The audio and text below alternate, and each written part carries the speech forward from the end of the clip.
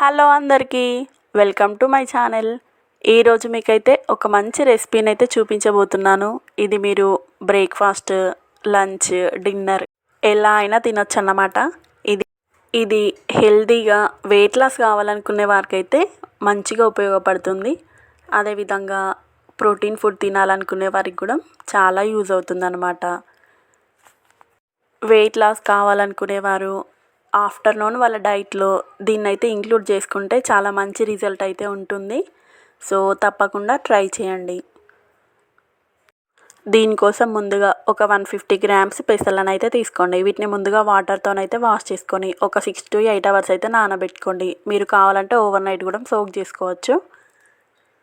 ఇప్పుడు ఇందులో వాటర్ని అయితే వంపేసి ఒక మిక్సీ జార్ అయితే తీసుకోండి. అందులో ఈ పెసలను వేసి ఇందులోనే 1 ఇంచు వరకు అల్లం ముక్క, 4-5 వెల్లుల్లి రెబ్బలు, 1/2 టేబుల్ స్పూన్ జీలకర్ర, అదేవిధంగా 3-4 పచ్చిమిర్చిలను అయితే వేసుకోండి.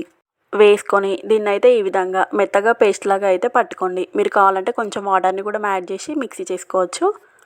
ఇప్పుడు ఈ పేస్ట్ని అయితే ఒక ప్లేట్లోకి వేసుకొని ఇందులోనే ఒక చిన్న సైజు టమాటో, అదేవిధంగా ఒక ఆనియన్ని కూడా కట్ చేసుకొని వేసుకోండి. అదేవిధంగా కరివేపాకు రెమ్మలు, 1/2 టేబుల్ స్పూన్ పసుపు, 1/2 టేబుల్ స్పూన్ సాల్ట్ అయితే వేసుకోండి. వేసుకొని ఈ మొత్తాన్ని అయితే అంతా ఒకసారి మంచిగా కలపండి. ఈ విధంగా మొత్తం కలుపుకున్న తర్వాత ఇందులో మనము ఇది జొన్న పిండి మరియు గోధుమ పిండి అన్నమాట, 2 కలిపినది, 2 హాఫ్. మీరు కావాలంటే మొత్తం ఒకే పిండిని కూడా యూజ్ చేయొచ్చు. నేనైతే ఈ రెండింటిని కలిపి హాఫ్ అయితే వేసుకున్నాను. మీరు ఈ పేస్ట్కి సరిపడా పిండిని అయితే వేసుకొని కలుపుకోండి. మళ్ళీ ఇందులో ఎలాంటి వాటర్ని కూడా యాడ్ చేయాల్సిన అవసరం లేదు. ఈ విధంగా మంచిగా సాఫ్ట్గా అయితే కలుపుకొని చిన్న చిన్న ముద్దలుగా అయితే చేసుకొని ఒక కాటన్ క్లాత్ని అయితే వాటర్తోని ముందే తడిపేసి ఎలాంటి వాటర్ లేకుండా మొత్తం పిండేయండి. తర్వాత ఈ కాటన్ క్లాత్ పైన ఈ విధంగా పెట్టి ప్రెస్ చేయండి. ఇదైతే మరీ మందంగా కాకుండా కొంచెం పల్చగా అయితే చేసుకోండి. ఈ విధంగా మొత్తం చేసిన తర్వాత రొట్టెని దానిపైన కొంచెం నువ్వులను కూడా యాడ్ చేసి ఈ విధంగా చేయితోని ప్రెస్ చేయండి. ఇప్పుడు స్టవ్ అయితే ఆన్ చేసుకొని ఒక పేనంని పెట్టుకొని కొంచెం ఆయిల్ని అయితే అప్లై చేసుకోండి. పేనం హీట్ అయిన తర్వాత ఈ విధంగా రొట్టెనైతే పేనం పైన వేసుకోండి.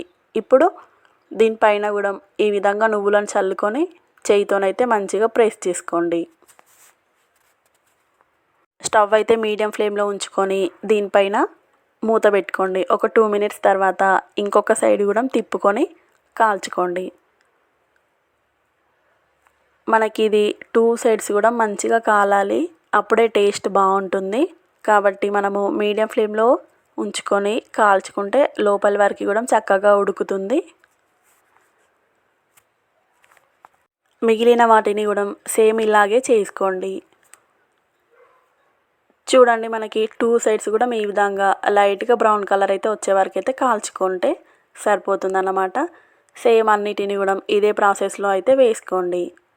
స్టవ్ అయితే మీడియం ఫ్లేమ్లో ఉంచుకొని కాల్చుకుంటేనే టేస్ట్ బాగుంటుంది. అంతేనండి, మనకైతే ఎంతో టేస్టీగా ఉండే ప్రోటీన్ రిచ్ రొట్టెనైతే రెడీ అయిపోయింది. ఇదైతే చాలా చాలా టేస్టీగా ఉంటుంది మరియు చాలా హెల్తీ కూడా. దీన్ని మనము వట్టిగా తింటే చాలా టేస్టీగా ఉంటుంది. సో తప్పకుండా ట్రై చేయండి. మన ఛానల్ని అయితే సబ్స్క్రైబ్ చేసుకోండి.